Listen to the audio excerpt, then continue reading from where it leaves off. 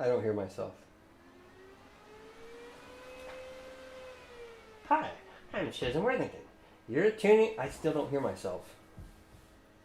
Should I be hearing myself? Okay. Hi, I'm Chissum Worthington. You're tuning in to Ronnie... Now I'm hearing people talk. Oh, wait.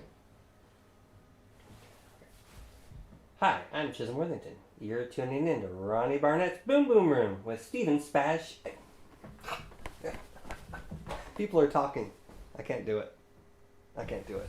Hey, I'm Ronnie Barnett.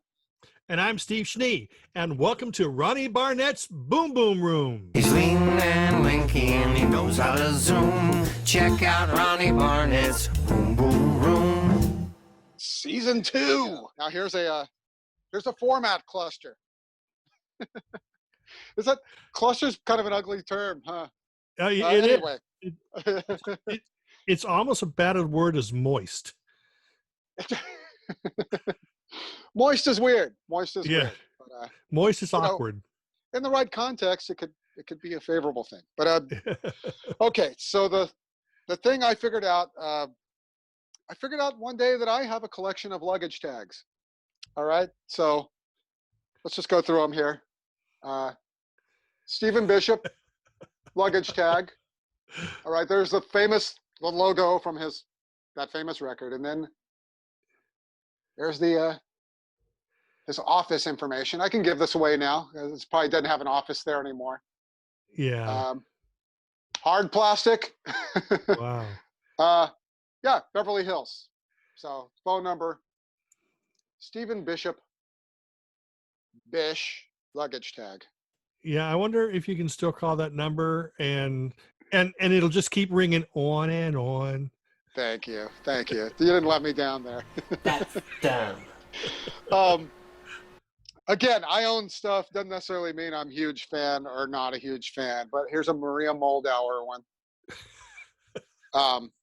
Just a contrast size. Look how big. Yeah. Wow. So I don't know if that pertained to like what this hung on or just Maria Muldaur's management's like, we need this to be clear. This is your stuff. But again, there's her management address. Maria Muldaur, the Sweet Harmony Review. That implies a lot of people involved. So yeah, exactly. So I mean, this is one of those things where how the heck do you get stuff like that? You know, the stuff like this has gotten from digging around and I'd love, it doesn't happen too often anymore, but record stores would sometimes just have a box of just random stuff. Yeah. And that's just, you're going to see hearts. The screen will fill with hearts above my head, filling this room. Yeah. Thinking of that, it still happens at my own job sometimes, and I just freak out. I'm just, oh my God, random stuff. And that said, it's not all gold, but you will find maybe a Maria Muldaur luggage tag. Or I've got 3 of those. No, 4. But I sold one, so that makes 3. Funky Kings. Wow. That's Jules Shear and Jack Tempchin. Jack Timms. I didn't realize Jack. Okay. I knew Jules Shear was in this band, and I have the record somewhere. But because Jack Tempchin, the Funky Kings is the first band that did the Jack Tempchin penned "Slow Dance and Sway into the Music" that Johnny Rivers made a hit. And then, oh my God! Okay. And then link this all back. Ian Gahn covered it on the American edition of his second album.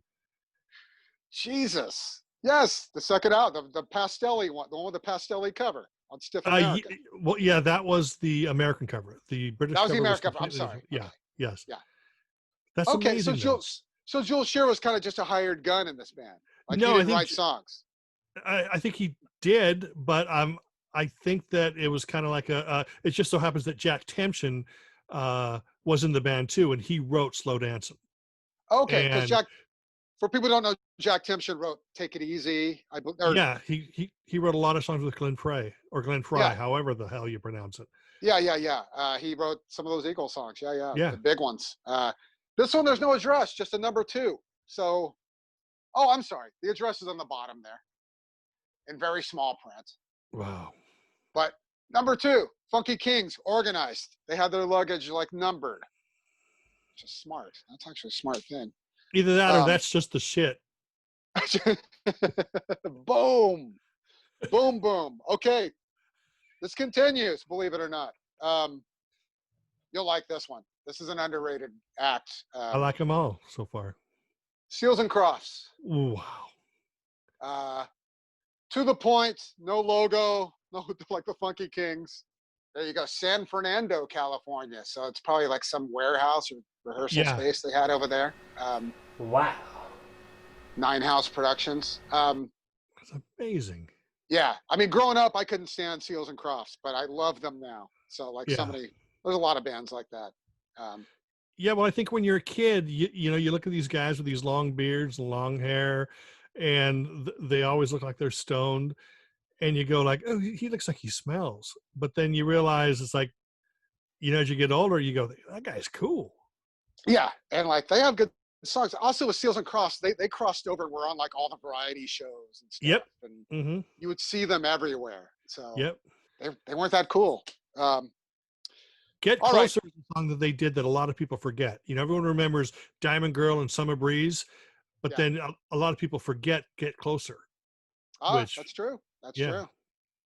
And they have some rare CDs. They did like a soundtrack that's very rare on CD now. That's for a different show. Okay, here's the last one. I was looking at this thing on my wall. I was like, what is that shield-shaped thing that I hung up there? I took it down, and it's a Police Regatta de Blanc. Wow. Okay, so can you see that there? But I turn it over, and there's a thing where you can fill out name and address and phone number and all that. It's got the A&M logo. I've done searches like Police Regatta de Blanc, luggage tag, promo item. Cannot find any trace of this thing. So I think they were kind of in-house. I don't think they were widely distributed just because like a luggage tag, Regatta de Blanc. I mean, is there a tie-in there? No. Yeah. Okay. Thank you. You were my. but there would have been a tie-in on the next album for Man in a Suitcase. Whoa. Ooh, yes, it's true. But this does not say Zenyatta Mandata. Yeah. So. Yeah. Anyway, it's pretty special, I think. Yeah. Luggage tags. Tags. Fantastic. Yeah. Cue theme. That's awesome. Never Never even would have thought about Luggage Tags. Somewhere, at some point, Maria Muldaur was looking around going, where's that fucking luggage tag, right? and you know, some guy's walking out going, I'm going to sell this in the next record swap. Yeah, exactly. I mean, somebody took it as like, this is a collectible. I'm considering a cluster 2 or more items, okay? So. Absolutely. This is a Kansas Drastic Measures ruler. You see it's kind of thick. Yes. Hard plexiglass. We touched on this in an earlier episode, but this is their new wave. This is when they went new wave. Yeah. Not that it sounds new wave, but you know, right. They cut their hair. There's less violin. And the stage show probably had a little bit more day glow in it. Yep. And actually, the violin guy had the longest hair, right? He's the one that they really had to give a talking to for this era. But I'm not going to do that. Drastic Measures, get it? Yeah. Measures things, get it? So in line with that, here's the Mr. T's Commandments ruler, plexiglass ruler. Hey, that's neat. Mr. T's Commandments. If you've not heard it at home, look it up. The video on YouTube. You'll be entertained for 3 minutes. Yeah, fantastic. Ice-T actually consulted on this record. He admitted. Yeah. He's admitted in his later days. Yeah, I was hired to do that. Wasn't good for his gangster image in the beginning, but it was good for his bank. It was good for his bank. You know, he worked on Breakin' too, but yeah. I found these hiding during this, while I've just been digging around looking for stuff while I've been home here. I forgot I had the Mr. T's Commandments ruler, so. That's amazing. I say everything's amazing or fantastic because I honestly think so. Yeah, no, like I say, like it doesn't necessarily have to be a a record you listen to all, every day. But Yeah, because this is all just part of pop culture. I went to You a know- Mr. T comic when he had a comic book. I went to a signing of his at the Golden Apple, and yes, I do still have the comic. That's right, you collect comics. Yeah. Maybe I'll give it to you. But I remember after I got my comic signed, I remember he was totally in character, and you could hear him yelling, while I was shopping around the store. And I remember him yelling, "Yeah, kid, it's really me. It's Mr. T, real life superhero." I don't know. It stuck in my so okay, so here we go. This is kind of artist and format tie-in. So here is the. Sorry about the lighting for my face is bad for showing the items at times, but this is a Huey Lewis 4. That reminds me of cupcakes. Wow. Yeah. There you go, with the chrysalis butterfly logo there. Just says 4. Again, the tie-in for FORE for those who don't know the record. Yeah. So it was the golf tie-in. So there's the 4 promo item, and this is just, and I have this in a collectible plexiglass cube, but this is my Huey Lewis signed golf ball. Wow. It's kind of off kilter. It's not a promo item, but and I did not get this myself. Someone had him sign this, but again, I didn't pay attention to Huey Lewis in the news back in the era they were around, really. I mean, you couldn't not pay attention to them because they were so big and always on MTV. But man, I love them now, and I think that it's a fine line when you're that commercially successful of being cool or uncool, and they were considered uncool, but they have great songs and they hold up. And sorry, Huey's got his hearing problems now and can't tour, but he put out a pretty good CD earlier this year. So I love Huey Lewis. Sorry, I'll say it right here. I mean, remember, the band that he was in backed up with Clover, backed up Costello on the first Costello album, although I don't believe that he was in the band at the time. He was in the band, but he's not on. He wasn't hired to be on Miami Is True because he played harmonica and was one of the lead singers. So yeah, they didn't need him for that, but he was still in the band because Clover was living in England at the time. And then he wrote "Bad Is Bad" that Dave Edmunds. That's right. Yeah, so they all hung out. They were all friends. In Clover, he went by the name Hugh Lewis. Had facial hair. Yeah.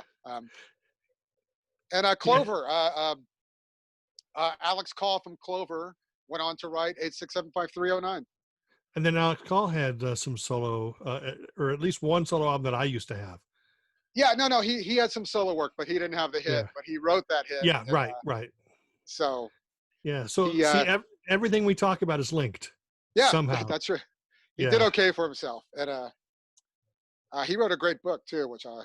Oh, did he? That plug out. Yeah, Alex Call's got a great autobiography. So. Awesome. And that's it for this episode of Ronnie Barnett's Boom Boom Room.